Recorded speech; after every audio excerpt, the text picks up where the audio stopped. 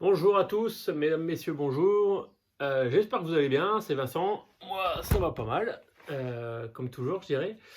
Voilà, je vous présente mon nouvel ami du soir. C'est un Kawa ZX6R 2007 qui est rentré dans l'atelier. Donc, je vais lui faire une petite prépa peinture jante, une grosse révision, les pneus, les plaquettes, filtre à air, filtre à huile, les bougies, tous les fluides de refroidissement, l'huile et les liquides de frein que je vais remplacer. Donc là, j'ai commencé. Bon, ça, c'est le verre d'origine. Moi, je vais changer un peu de déco. Donc, je vous montre un petit peu très rapidement, voilà, un peu ce que ça va donner. Donc, ça, c'est le flanc qui est terminé. Donc, c'est assez sympa. C'est des coloris le bleu comme ça, enfin bleu-vert. C'est quelque chose que j'utilise pas souvent. Mais j'en avais marre un petit peu du jaune fluo. Alors, quoi qu'en jaune fluo, ça claque, mais je me suis dit, je vais changer un peu.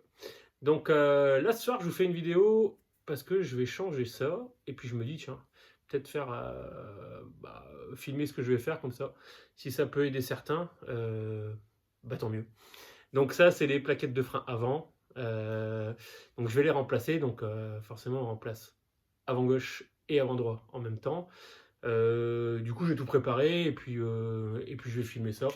Je vais essayer de vous apporter mes lumières là-dessus. Alors, je suis pas professionnel dans le milieu, mais bon, ça fait déjà une paire d'années que je bricole sur des machines, donc j'ai quand même un peu d'expérience. Hop, et si on peut partager, c'est nickel. Alors, voilà, donc voilà le train avant. Donc je l'ai mis sur béquille parce que je vais retirer les jantes pour les peindre en blanc. Et du coup, pour retirer les jantes, il faut que je retire les étriers. Et pour faire les plaquettes, il faut que je retire les étriers. Donc je vais les faire en même temps. Donc l'étrier ici, il est fixé en deux points, un ici, un là.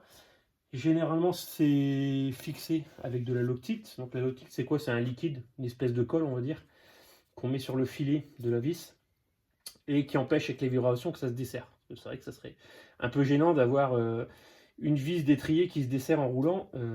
Ça pourrait être catastrophique. Donc elles sont généralement assez dures à débloquer, mais bon, faut pas avoir peur de forcer, il faut prendre du bon matériel. Et ensuite ici, je vais avoir deux petites vis. Donc ces petites vis là, en fait, c'est une tige en gros qui va passer là-dedans sur la plaquette. Donc une devant, une derrière, pareil sur la deuxième vis, et qui vont me permettre de les maintenir. Donc là, je vais débloquer tout ça. Donc avant, je vais passer un petit coup de dégrippant pour dire de ne pas trop galérer, même si la machine n'est pas très vieille, elle n'a pas énormément de kilomètres. Je devrais pas trop en chier. Ça se confirme. Donc là, j'ai débloqué les deux écrous. Alors bon, je vous l'avoue, je les ai serrés un petit peu avant pour pas galérer devant la vidéo. Ici, je vais prendre mon cliquet. Je desserre un peu plus. Tant que c'est là-dessus, que c'est fixe, je vais en profiter pour débloquer les petites vis ici. Voilà, nickel. Hop, voilà, ça m'évitera d'en chier une fois que ça sera retiré. Donc ici, c'est une hexagonale mâle de 7. Donc on retire ça, hop. Assez facilement. Alors attends, j'ai mon bord en plein dans le champ de vision. Voilà. Bon, passer les aléas du direct. Tac, j'espère que vous n'avez pas eu trop mal. Moi ça va. Allez, voilà. Bon, je vais pas couper au montage parce que je fais pas de montage. C'est sympa de faire du montage, mais c'est long, j'ai pas le temps. Donc je mets tout ça de côté. Voilà, donc je me suis mis une petite gamelle qu'on voit là, dans laquelle je mets toutes mes vis, comme ça je suis sûr de rien perdre. Et puis surtout de pas chercher après. Hop. Donc c'est quand même quelque chose d'assez facile qu'on peut faire soi-même. Mais bon, faut avoir un minimum de matos. Et puis se renseigner avant. C'est quand même des freins. C'est pas compliqué, mais il faut pas faire n'importe quoi. Donc voilà, une fois que j'ai retiré mes vis, je retire mon étrier. Donc c'est un peu dur parce que les plaquettes, elles sont fixées dessus. Enfin, elles sont en force, hein. Donc là, 1, 2, 3, 4. Donc j'ai 4 plaquettes. Donc ici, je vais continuer. Ici, c'est une BTR ou une hexagonale mâle en 6. Donc je retire la première.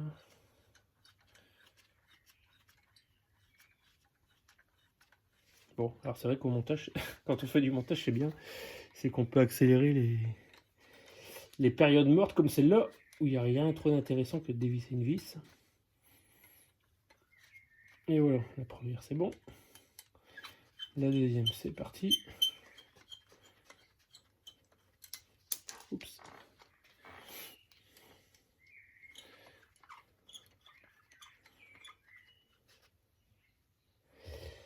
Donc voilà, par contre, je le vois pas venir. Ah, ça y est, voilà, on tire un peu dessus. Donc j'ai la première. Donc, je vais faire la même chose de l'autre côté. Voilà. Voilà, donc là mes plaquettes, elles sont libérées. Je retourne de l'autre côté. Et je vais en récupérer. Bah, je vais faire ça, ça sera plus simple. 1, 2.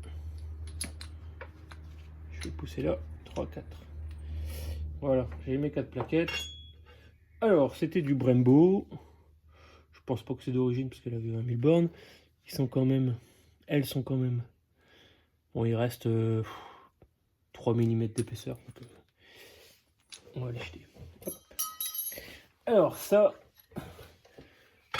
c'est ce qui permet aussi de maintenir les plaquettes. Donc, ici, là, vous avez 4 pistons.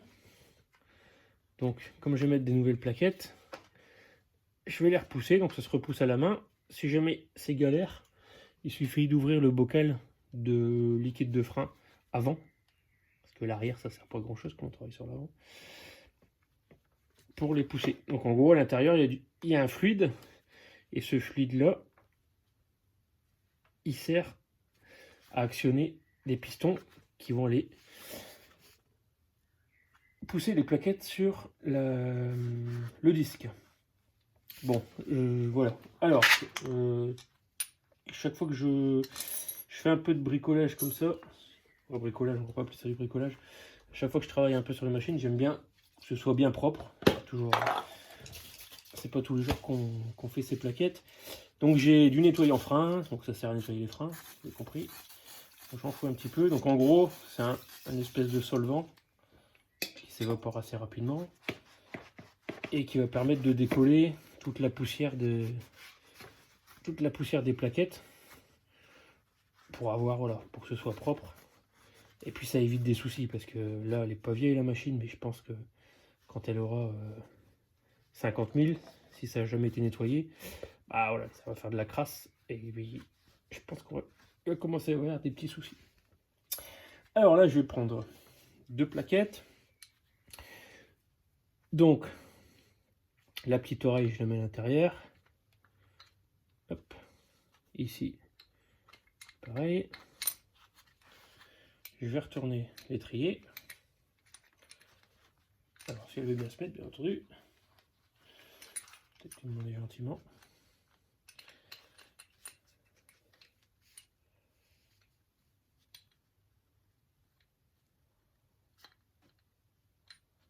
Alors.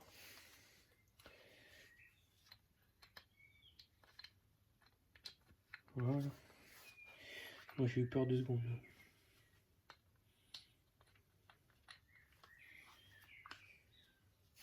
Hop, on va mettre ce petit système ici. Donc, je sais pas trop comment ça s'appelle. J'espère que vous pouvez bien voir. Voilà. Donc, en fait, c'est pas trop difficile pour le sens parce qu'il y a une petite encoche sur le. Il y a une petite encoche sur l'étrier, donc on peut pas trop se tromper. Donc je vais le mettre dans l'encoche. Voilà, j'ai les 2 plaquettes. Donc avec la main gauche, je tiens un petit peu l'écartement des plaquettes de l'intérieur. Alors, j'aurais pas été en train de filmer, je pense que j'aurais mis un petit peu de graisse au molybdène. Donc la graisse au molybdène, c'est une graisse qui tient la température. Donc ça veut dire qu'elle va pas se dégrader quand ça va chauffer. Mais bon, c'est pas essentiel. Et puis là, le temps que je cherche après, vous allez vous endormir. Donc là, c'est bon, j'ai passé la première, donc je resserre. Tac, tac, tac, tac, tac. Hop.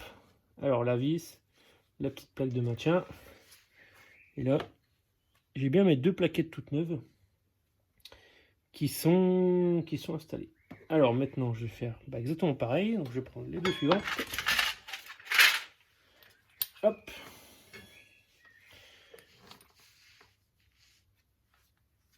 Et je vais commencer par passer l'oreille en premier. Donc celle du bas, elle est un peu plus galère. Hop, je la maintiens avec l'autre main. La deuxième.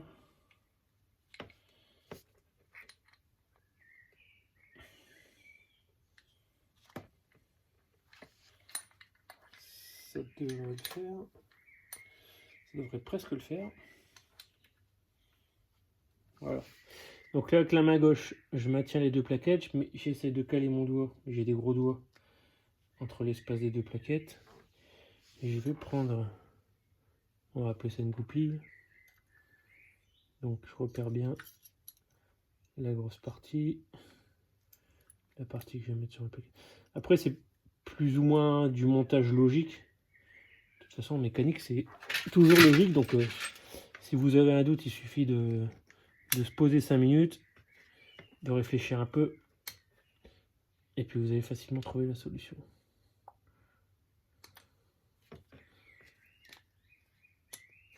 Voilà. Tac, la deuxième est mise. On va serrer tout ça.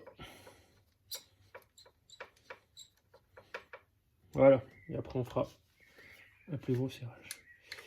Donc voilà, j'aurais dû prendre un tournevis, je n'en ai pas. Donc, j'ai mes 4 plaquettes neuves. Elles sont correctement fixées. De toute façon, voilà, s'il n'y a rien qui bouge, ça va le faire. Et en gros, je vous expliquais. Donc ici, j'ai mon cap de frein, donc dans lequel j'ai du liquide de frein.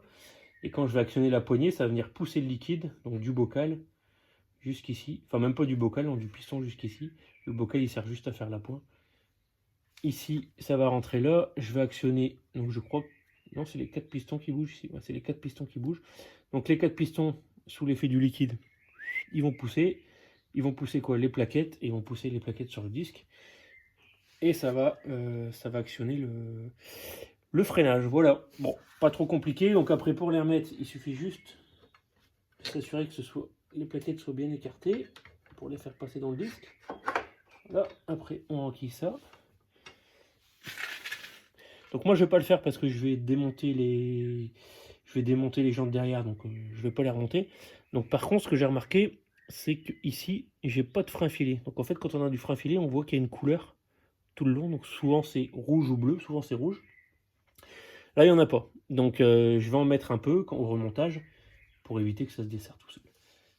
Et ce qui est bien de temps en temps de faire quand vous avez une machine qui a un peu de kilomètres, c'est que le frein filé, quand j'en mets ici, c'est liquide. Ça vient se mettre dans le filetage correspondant ici. Et au bout d'un moment, au bout de 10 démontages, si ça n'a jamais été retiré, bah, il va y avoir quand même une belle épaisseur de frein filé. Et du coup, ce qui fait qu'on a un peu de mal à rentrer la vis. Et puis on peut aussi, ça peut carrément la bloquer. Et du coup, on force et on va casser quelque chose.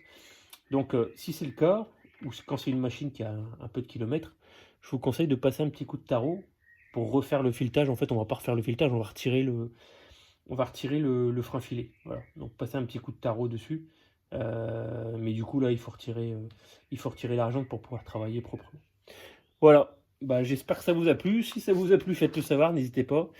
Et puis attendez, vous allez voir ma tronche un petit peu. Non, ouais, peut-être, on sait pas. Si, mais c'est pas. Ouais, c'est pas terrible. Bon. Ouais, de ce côté-là, ça sera peut-être un peu mieux. Du coup, bah, je pense que je ferai d'autres vidéos sur l'entretien de celle-là, donc le filtre à air, le filtre à huile, les carénages que je vais poser, la déco que je vais finir. Donc je vous montre un petit peu quelle technique j'utilise. Et puis voilà. Sur ce, bonne soirée. Salut.